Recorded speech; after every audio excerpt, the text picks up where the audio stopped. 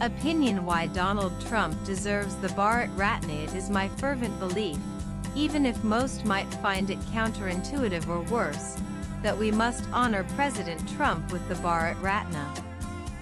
This would be for his stellar service to the future of India and the strongest impetus he has given towards making her a great nation.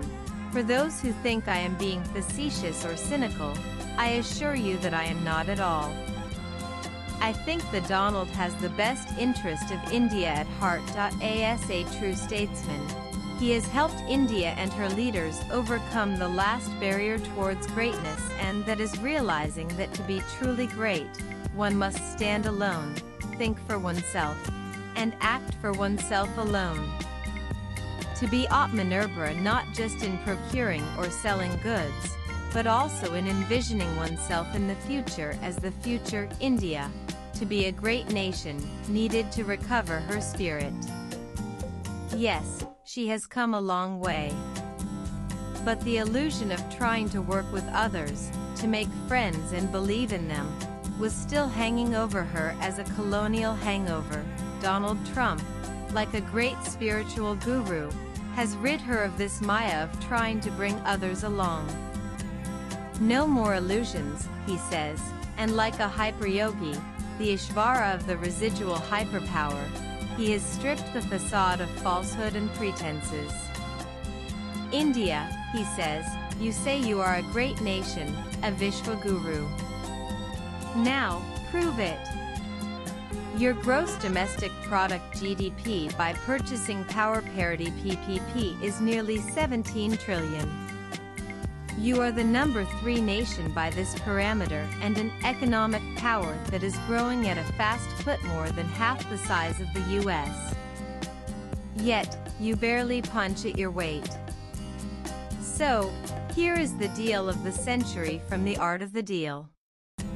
You wish to compete with the best. Do you then start behaving like one? Is your spine going to be made of Dabur toothpaste or made up of the titanium that your greats, Shivaji or Rana Pratap, had? Are you going to have the tests of tungsten and ovaries of steel manufactured in your factories, that is, and not dumped from the nation? In short, are you going to be a wimp, or are you going to be innovative, strong, diligent, fearless, full of self-honor, and Atma-samana? This is the question of the age, thrown at the most opportune time to the nation, stirring it into the power of Sattva and Rajas after centuries of Tamas, the dark inertia that was the cause of its fall. We must thank him profusely. We must show him our gratitude for being a true friend. Any lesser leader might have compromised and given in for narrow and short-term strategic interests, for the sake of friendship. But not the statesman and visionary of the century. He has performed an incalculable service for us. We must not forget, and we must learn rapidly, and steel ourselves and see even larger and higher possibilities for ourselves. To become the nation of Sri Aurobindo, whose birthday falls on August 15th, by the way. To become the civilization state that gazes at the stars again and sees itself as the maker of the world and its future. To be the true child of Swami Vivekananda and Sri Ramakrishna. We need to spine up. It does not matter that there may be an immediate loss of 0.5% to the GDP.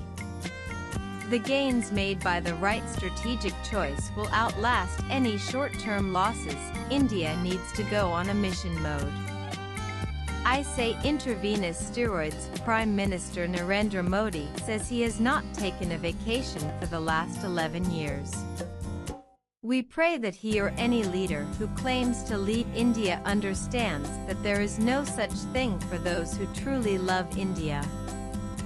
We have only 4 or 5 years to tee it up, as they might say in Mar-a-Lago, whether it is our own education, our own systems of health, our security and diplomacy, our economics and alignments, all must be aligned to the ascendancy of Bharat. And that has to happen now.